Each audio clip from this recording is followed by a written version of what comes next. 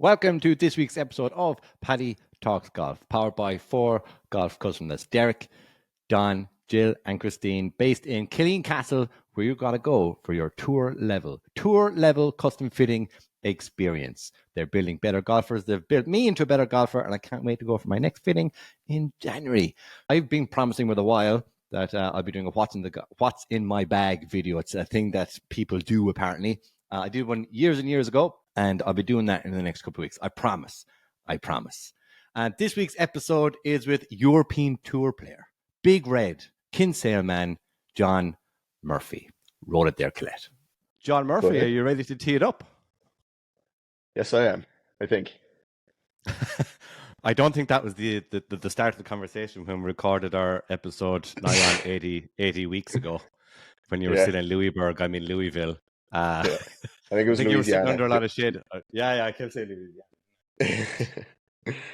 I think I was just watching a lot of All or Nothing series at the time, so I was getting very confused in my head about places in America. It's all the same. It's all over there. It's just all in that direction somewhere. It doesn't matter. And it's big. Big. So before we get into current day, you're in Cork for this week. We'll just pick up where we left off. I think episode 74. So if you want to know how John got into golf and he put the hurley down and picked up a golf club and all that jazz to where he kind of played the top elite golf in Louisville, episode 74. But this is all about Mr. Murphy in 2023. We're hopefully celebrating a Ryder Cup win when this goes out. So, Yeah, absolutely. Things looking good so far, but we'll see. Long way to go.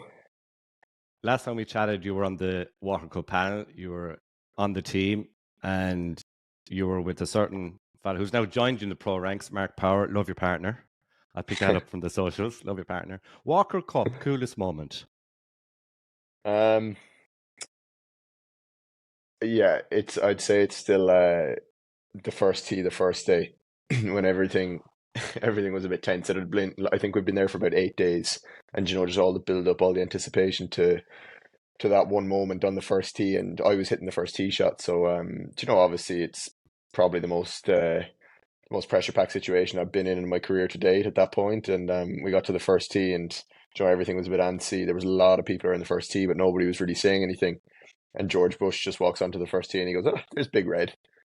And I just kind of looked at Mark and just kind of looked around, and I was like, "What? Is he talking about me?" And he was like, "Yeah, Big Red. That's what we call you, Big Red." And I was like, "Geez, I never thought I'd be called Big Red by a president of the United States, but here we are." And thankfully that got a chuckle and kind of lighten the mood, I guess, around the first tee, because everything was a bit antsy until that. So that was just something that will certainly stick out with me as a core memory. And then on the course there was a few different things that stick out. One of which was when Mark Power gave our opponents like a 7-foot putt, because the greens were so quick that week that right? Yeah.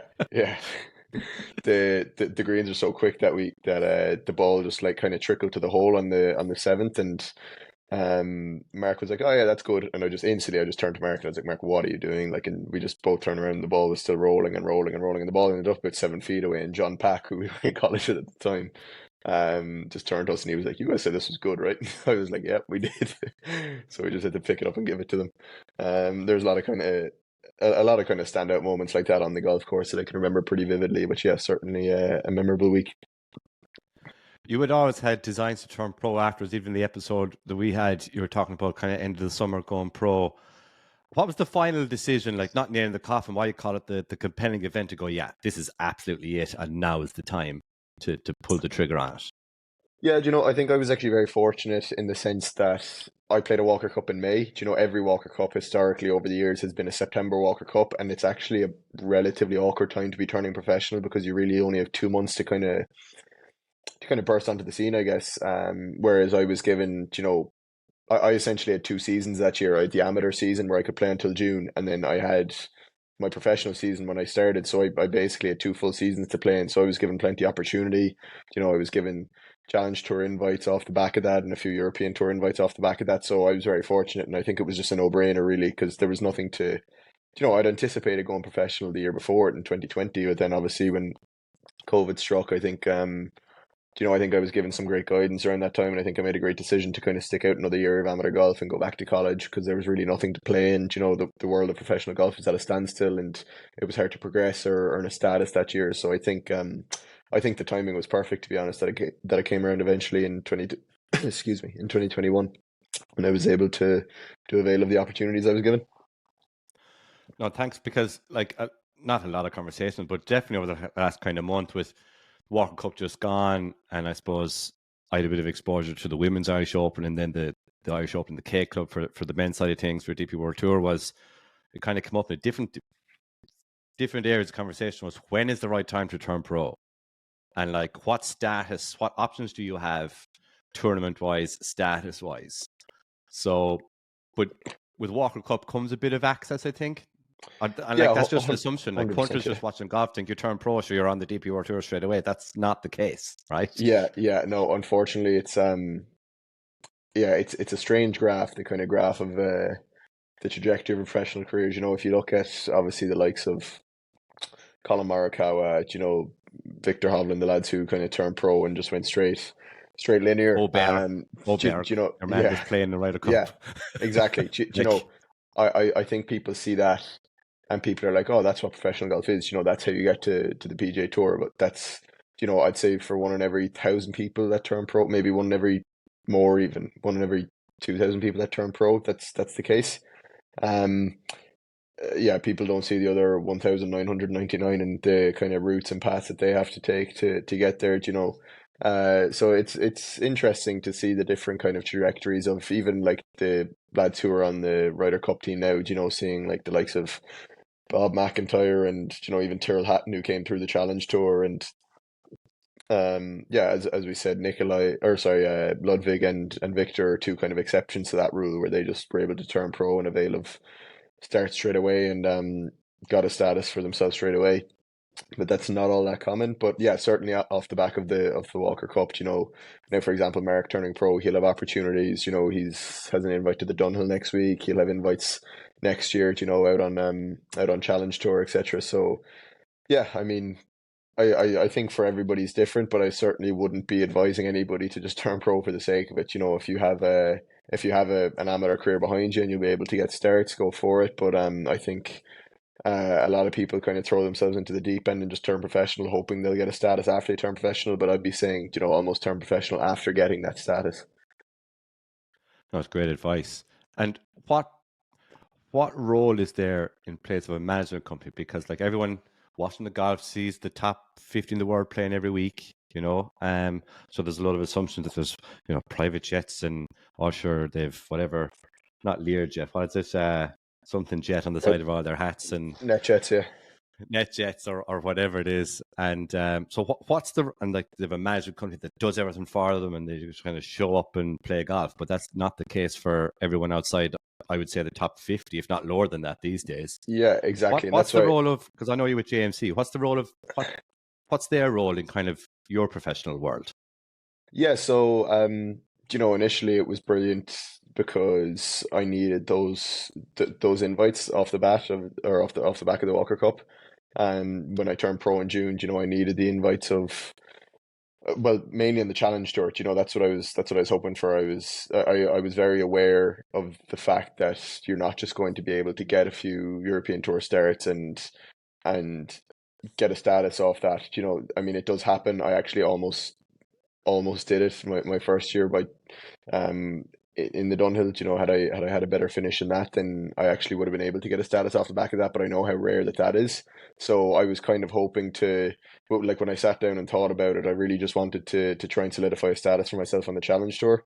And had I burst into the top 20 of the Challenge Tour, then obviously I could make my way to the DP World Tour that way. So I would have much preferred 7 invites on the Challenge Tour than 4 invites on Challenge Tour, 3 invites on Main Tour, and then you're kind of hopping around between tours, because I was very confident of the fact that if you just gave me 7 starts in the Challenge Tour, I'd be able to build a status for myself off that. And thankfully, that's what I did. JMC got me some invites, Golf Ireland got me some invites, and I was able to avail of the opportunity. And the second last tournament of the season, I think I was sitting around the top 70 got a card, and I think I was sitting around 90. 90 something on the rankings, and I eagled the last hole of the tournament to jump into third place, which jumped me from 90 something to 69th in the rankings. So I snuck just inside the top 70 and was able to guarantee myself a full card for the year after on the Challenge Tour, which at the time for me was very important, you know, on the kind of career progression that I was on. I think that was a big step for me, was to be able to get that Challenge Tour status. No, absolutely. Like, and something I think about maybe more than I should, having 3 kids and a full-time job and this podcast on the side, is like, how do guys like yourself plan your year, especially when you mightn't have full status? So how did you plan out 2023? Sat down in January, like, okay, let's pick our schedule. Do you sit down with Shane or the girlfriend or JMC, or like how does that, what does that process look like, picking your schedule Yeah, for the year?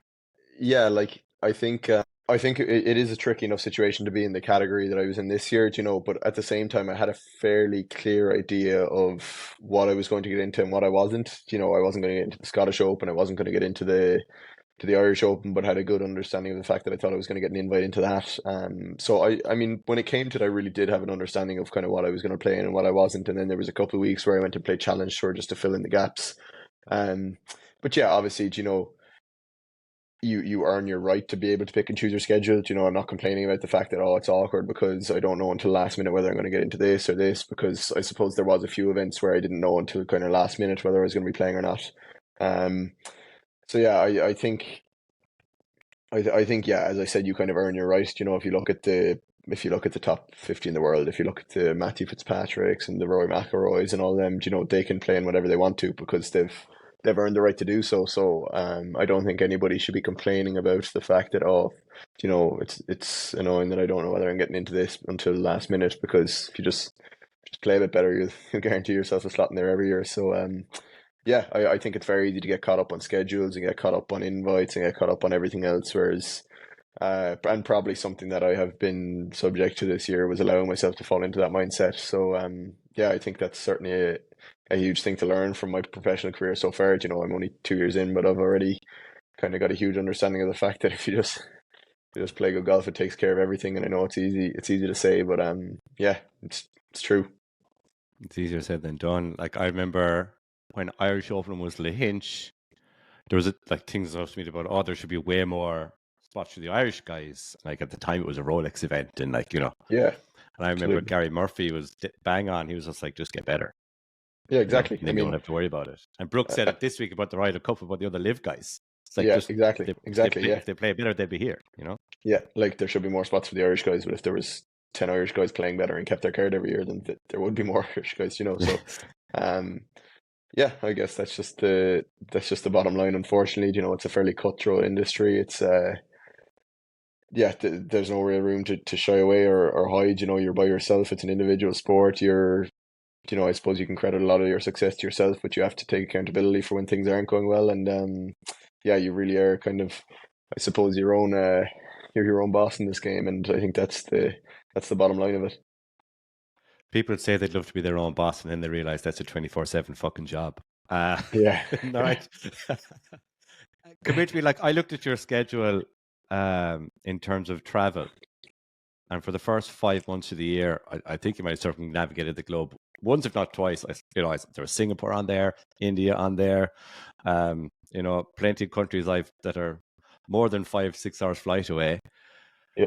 Who books the accommodation? How does that work? Is that in your position? Is that JMC? You do all that, and I get me tickets in my inbox, or are you sitting down every couple of weeks going, okay, I'm in there, I'm in that event now, so I need this flight and that flight, and book the baggage? And Shane, are you coming? Or like, how does that all work? Yeah, so Shane will on Challenge for last year. Shane and I traveled together a lot, so it was convenient where, you know, we'd pick up a car here, you stay in, you know, we'd find an Airbnb with 2 bedrooms. It'd be ideal. This year, a little bit different, you know, for every event, particularly the events over in Asia, they just have official hotels, and it's probably easiest just to stay in those official hotels because you have courtesy cars that pick you up and drop you there. So, kind of did my own thing a lot this year. Was staying in hotels a lot, you know, and look, I'm never going to moan and complain about the life that I live. You know, I'm obviously incredibly privileged to be doing what I'm doing, but at the same time, you know, I don't I don't fully enjoy the whole I suppose just going from hotel room to hotel room and living, with the same suitcase and not being able to cook or do anything for yourself or not be able to do your own washing. I've actually come to terms with the fact that I much prefer Airbnbs, and I'd much prefer to find a nice Airbnb than stay in one of these gorgeous hotels that they're putting up every week. And I think that's certainly something that I've learned out there. But yeah, no, in terms of the booking of it, it's kind of done like on the portal. It'll say this is the official hotel for, Singapore in 4 weeks, and then you book yourself a room in there.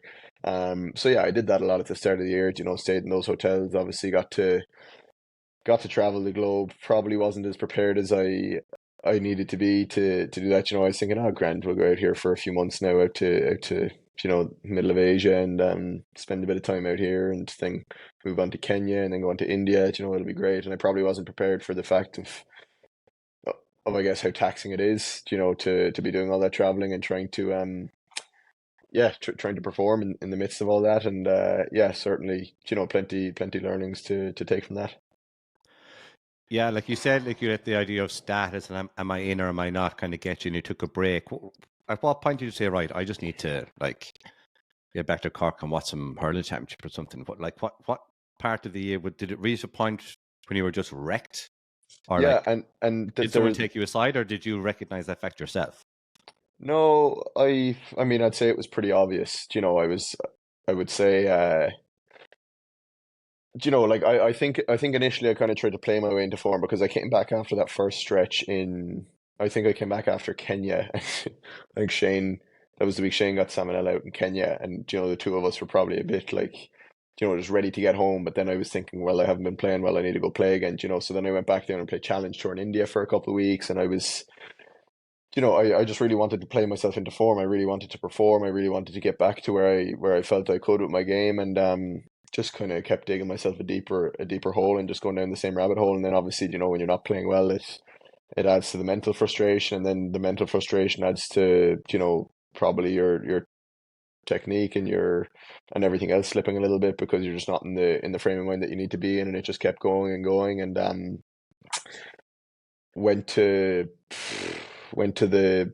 BMW this year in Germany, and think I finished close on, or I think I might have finished last out of the 152 players, which, don't get me wrong, there's a lot of really good players out there, but to finish dead last is pretty demoralizing. And then went to the British Masters and finished, probably outside the top 100 again, and then went to Denmark the week after. And um, I was really showing no signs.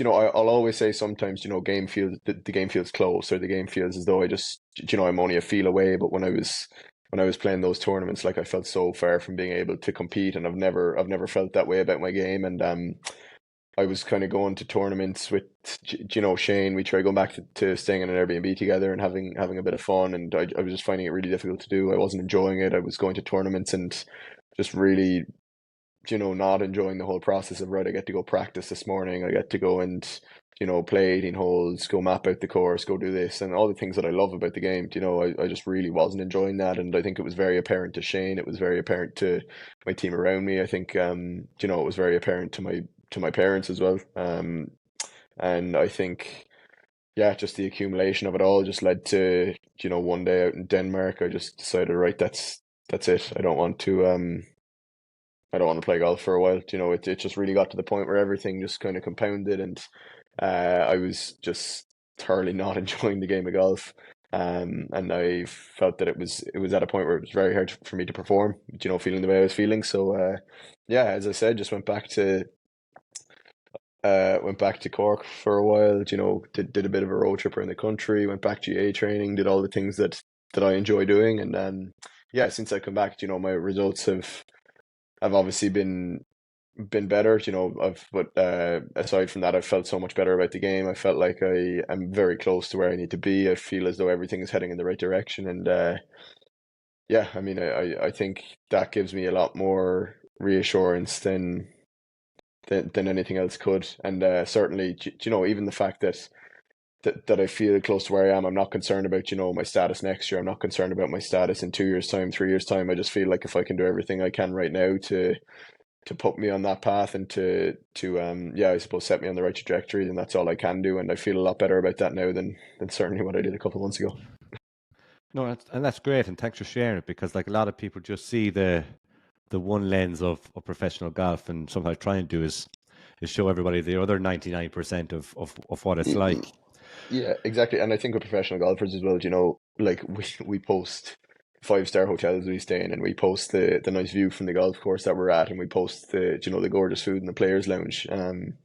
And I saw a couple of posts right early in the year of players saying, look, really struggling at the moment with this, or really struggling at the moment with that. And I think I think it was, when I put out that post about taking a break, I think it actually gave me a huge sense of relief, because every time I come back to Kinsale, I'm unfortunately around the town I am the golfer, and everybody be asking, how's the golf, and but then it kind of got to the point where everybody was kind of, looked like they were stepping on eggshells around me, almost kind of afraid to ask about the golf. And I was like, look, I'm the same person. I'm just playing a little bit worse than what I was. Like, everything's fine. So I just wanted to really wanted to put out that, I suppose, just get that weight off my chest, and just so that people weren't afraid to ask, or weren't afraid to talk about it. Because yeah, as I said, I'm the exact same person as what I was.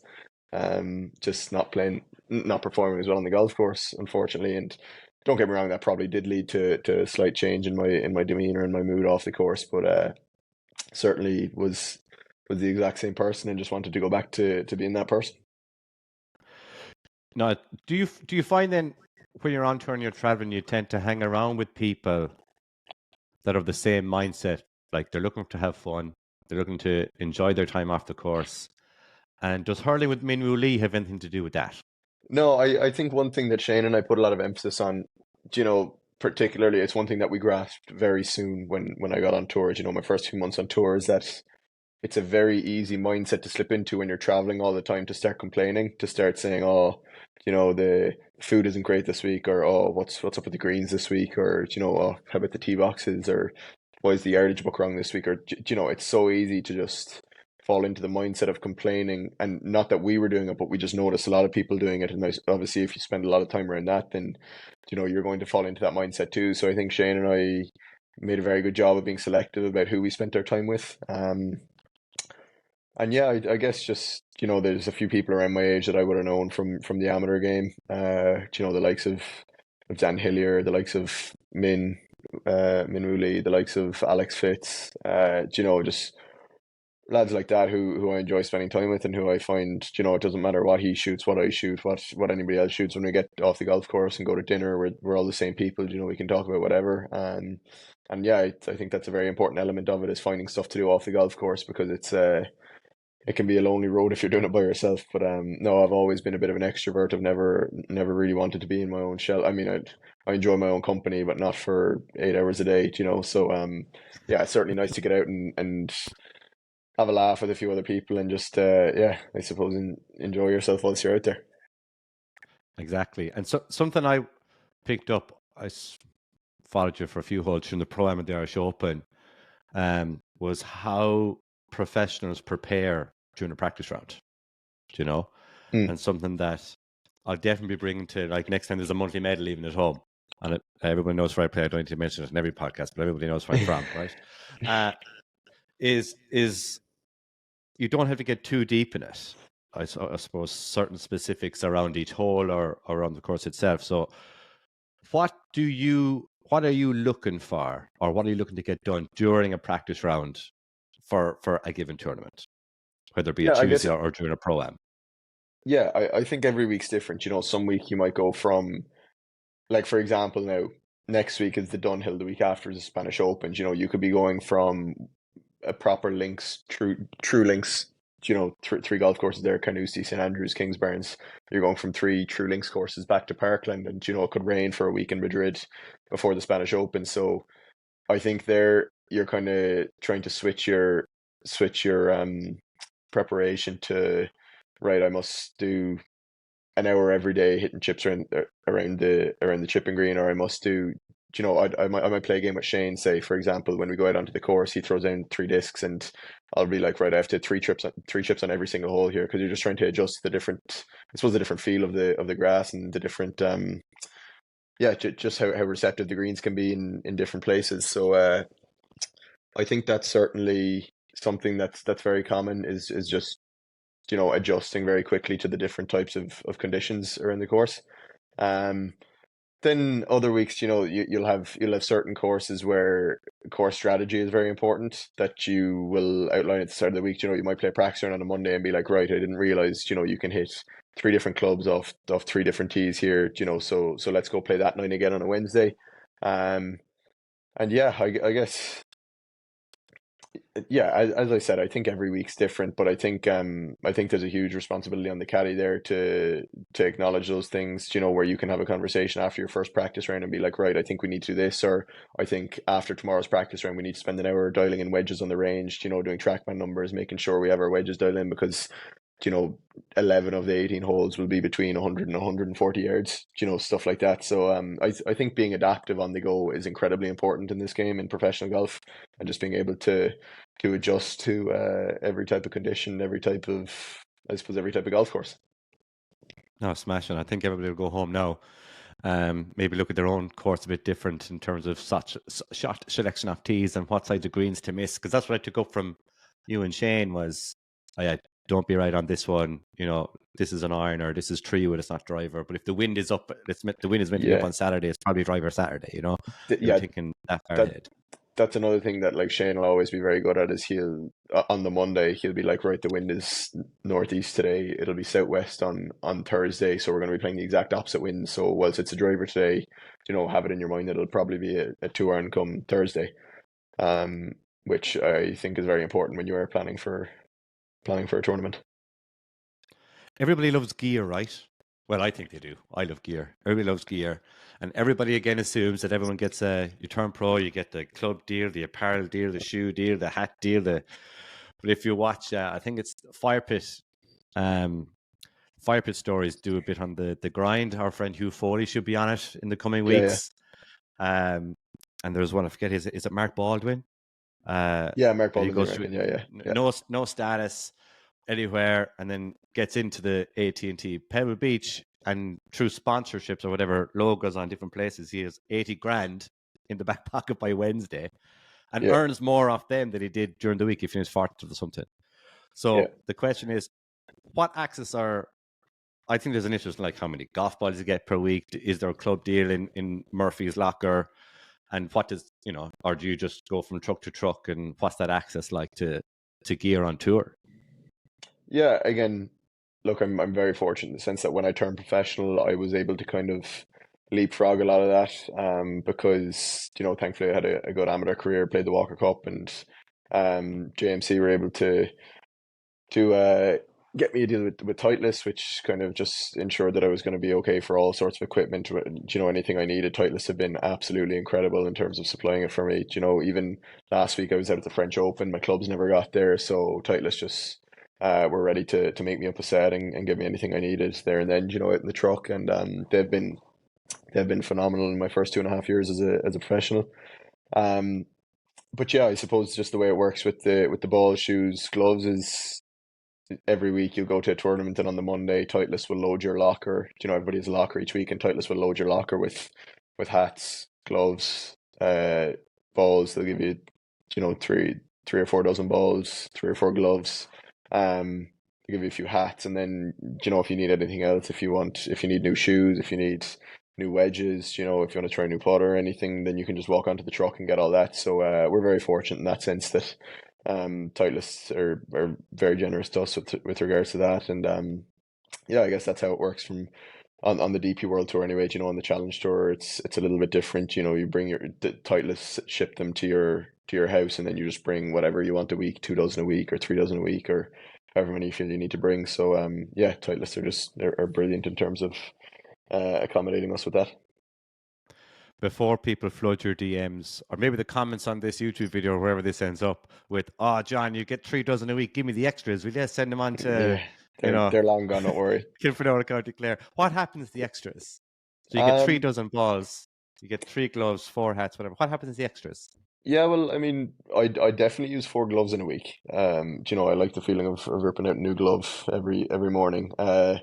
In terms of 3 dozen balls, you might go through a dozen in practice rounds, and then by the time the tournament comes, you'd use, yeah, I suppose you'd use 2 dozen in a tournament, I always did this thing where I used Titleist 1s the first day, Titleist 2s the second day. So, I'd just mark up my 6 Titleist 1s for the first round and then my 6 Titleist 2s for the second round. But with the start of the year I just had so many Titleist 3s and 4s left over that I just started chucking them away. So, but no, I just kind of mark up 6 balls per round, maybe even more. I'll always have 6 new balls in the bag per round. And then by the time the end of the week comes, you realize you don't have a lot of golf balls left. So there are no extras, unfortunately. And then maybe like No, you might give, anytime you see a kid, you give a few away, or anytime you see, you might you might give a pair of shoes away at the end of the week, or you might, there's always somebody to give things to at the end of the week, because in the end of the day, when you're traveling home, you only have 25 kgs in that suitcase, so can't have too much True. excess.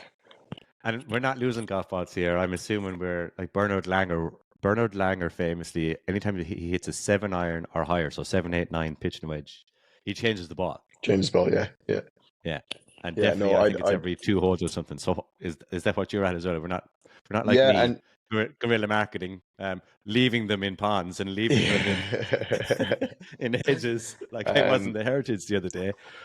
No, it's like, it's funny. Some golf courses you can actually rip up golf balls. You might go through 4 or 5. Like you might be on the first hole, hit a wedge, and all of a sudden that's done. Then you get to the second, hit another wedge, and all of a sudden that's done as well. So you can go through anywhere between 6 and 8 in a round, no bother, without even losing one. And then and then other golf courses they'll hold together a bit better. You might use 3 or 4, but I'm sure there's a few in a few random fields around Southeast Asia next to the golf courses as well. So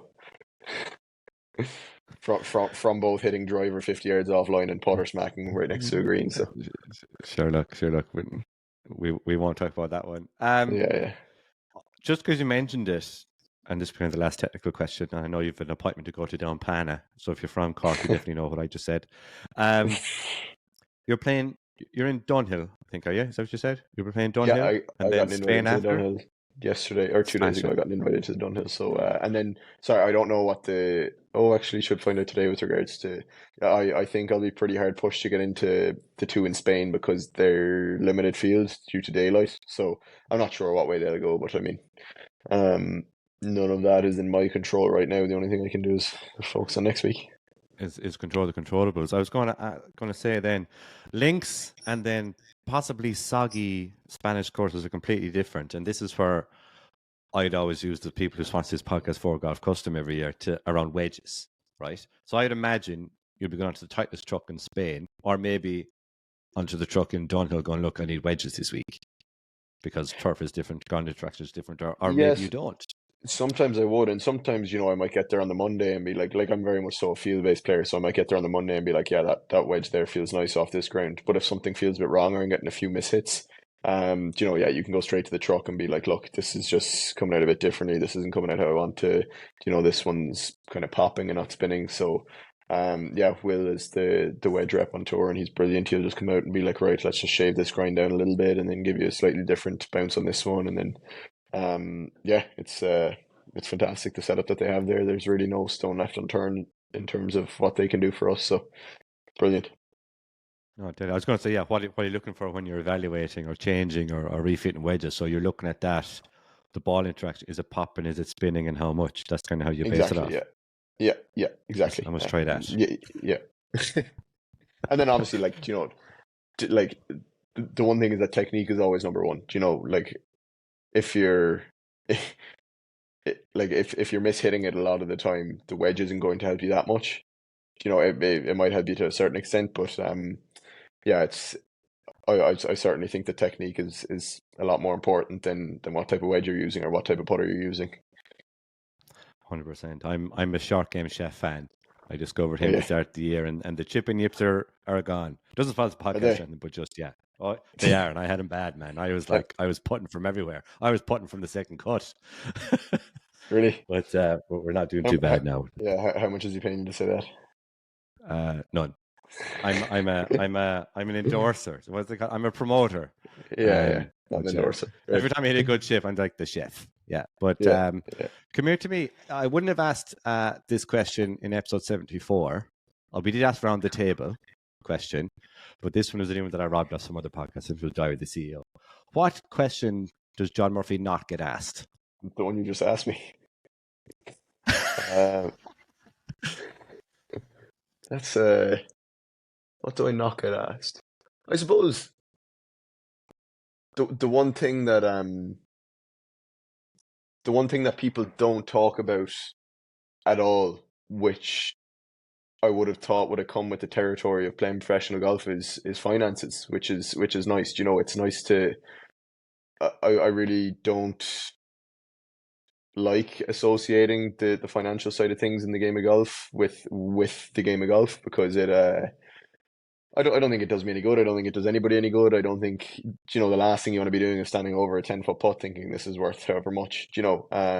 But yeah, I rarely to never get asked about finances, about, you know, how things are going financially, how you know, how much you made. Like, obviously I thankfully got off to a very nice start in my professional career, but yeah, I mean, never get asked about that side of things, and it also means I never think about that side of things. You know, like I'll never, it'll never get to the point where I'm standing over a putt on the 18th green thinking this is worth X amount of money, or this is worth Y amount of money, or, you know, if I get this I get a bonus in my contract, or you know, those kind of thoughts never pop into my head, which is nice. And it's not really you know, somebody might make a joke about it every now and then if we're at dinner with somebody who's won a tournament recently, you know, oh, you're paying for dinner tonight, or but yeah, it's something that's never really talked about on tour, which is nice. And yeah, it's, yeah, I guess Good. it's just kind of a side of the game that everybody wants to stay away from, is just not talk about how much your golf is worth to you, because in the end of the day, you know, as I said, good golf takes care of everything, and you don't want to be associating that with money.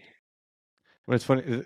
It's the same in every professionalized business. Whether you're in sales like me, no one at my workplace or other workplaces is generally going, "Oh well, how much is your comp plan worth? You know, Yeah, exactly. what's your Yeah, OTE?" So I think it's just with live money is banded around and asked about, but at that level, everybody knows what they're worth. And you know, yeah, again, exactly. that's Yeah, another pressure that sits with people in the top 20 or top 50, that it is bloody broadcast, every deal, every sponsorship deal, every finish, even.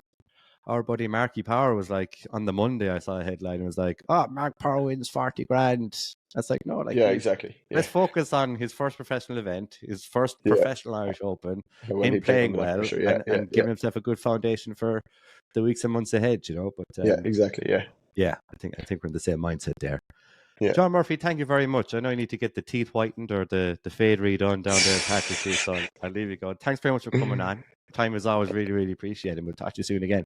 A pleasure, Paddy. Thanks very much. What a man, what an absolute gentleman. John Murphy, everyone. What did you think of that? I'd really love to get your feedback, whether that's directly to me on Paddy at PaddyTalksGolf.com, on email, through the website, PaddyTalksGolf.com. I'm very original with the names. Or hit me up on social media at PaddyTalksGolf, Instagram and Twitter. Be nice, but obviously some, what do they call it? Constructive feedback is always good. If you like the show, please do share it with your family and friends. Leave a 5-star review if that's your style. And by the way, tomorrow, Paddy Talks Golf 2024 calendars are launching. This is the third year of the calendar. They were really, really successful. In the first year, I sold 30. Second year, sold 50. So this year, I'll be ordering more because, you know, 10 plus people got left out last year. So don't get left out. Buy them tomorrow. I can't wait to get your feedback on that as well. Until we tee up again soon, I'm Paddy.